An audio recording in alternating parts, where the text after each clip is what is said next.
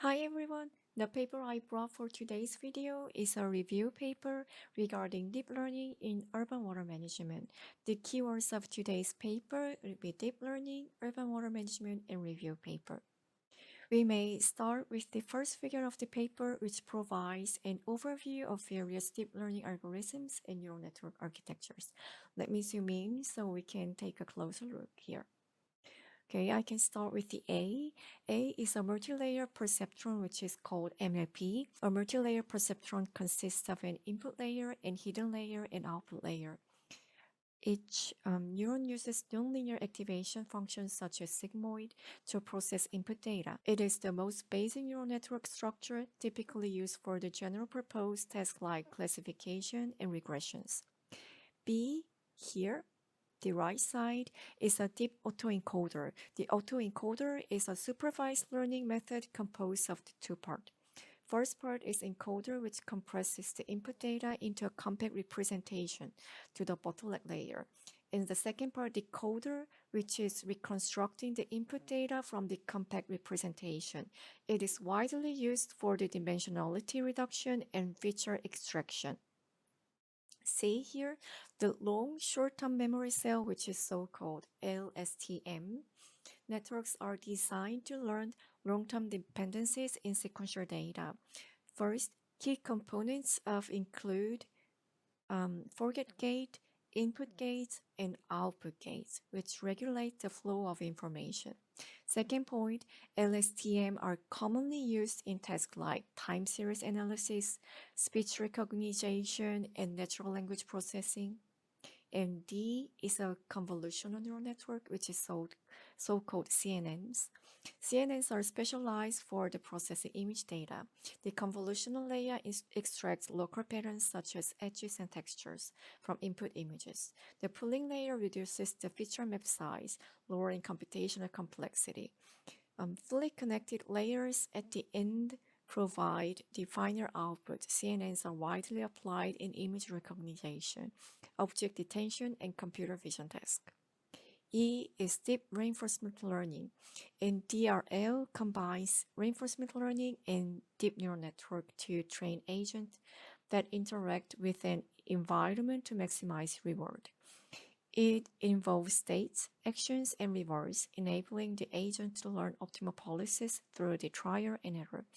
DRL is the commonly used in robotics gaming and autonomous systems such as control programs.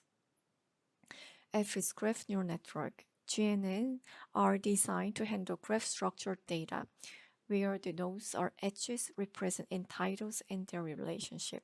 They use a message passing mechanisms to learn the relationship between nodes and their neighborhoods. And applications include social network analysis, molecular structure modeling, and recommendation systems. The figure is kind of preliminaries of deep learning. Okay, let's move on to the next part. I want to focus on section 3, which is about deep learning application. In section 3, table 1, which highlights the applications of deep learning in urban water systems. The urban water systems are categorized into two main sections: water supply and distribution system, and urban wastewater systems. The table outlines the popular deep learning algorithms commonly used for the specific problems in each category and provides corresponding case studies related to these problems. In section 3.1, application for the water supply and distribution system is introduced, and demanding forecasting, leakage detection, and localization, and contamination and water quality problem is described in section 3.2. An urban wastewater system is introduced. Sewer defect and blockage with the image classification and object detection. Semantic segmentation is introduced in following section. And in section 3.3, application about data processing for the hydrodynamic flood modeling and urban flood forecasting is described. And in section 3.4, the cybersecurity and asset monitoring is described. And in section 3.5, system control and operation, especially for the flood control of the water draining system and wastewater treatment plants, are described. in section 3.6, the real-world applications is introduced, and the figure 3, deep learning application to urban water management problem is illustrated with the perspective of the state forward industrial application and expectations. In following section 4, the future research challenges is introduced.